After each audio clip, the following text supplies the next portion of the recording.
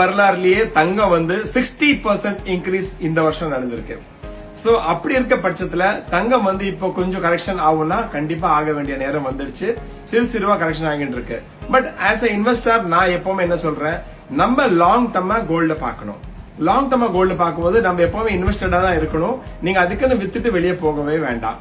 உங்களால முடிஞ்ச சேவிங்ஸ் கோல்ட்ல போட்டு வைங்க.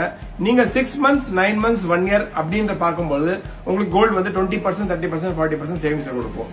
நீங்க வாங்கி உடனே ஒரு 5 நாள் இல்ல 10 நாள் 15 நாள்ல ஏறிச்சு இறங்குச்சுன்னு கண்டிப்பா நீங்க பயப்படவே வேண்டாம். தங்கம்ன்றது ஒரு சில கரெக்ஷன்ஸ் ஆகதான் செய்யும். பட் மற்றபடி ஸ்ட்ராங்கான ஒரு கமாடிட்டி, ஒரு ரெக்கரிங்கான இன்கம் வேணும், ஒரு நல்ல அசெட் பில்டப் பண்ணணும்னா கோல்ட மாதிரி எதுவுமே இல்லைங்க. சோ கோல்ட வந்து நீங்க இன்வெஸ்டடா இருக்கலாம், அது எந்த பயமும் இல்ல. இந்த சிறிய கரெக்ஷன்கள் தங்க வரலாறுல நிறைய வாட்டி வந்திருக்கு, நிறைய வாட்டி அந்த மாதிரி வந்து போயிருக்கு.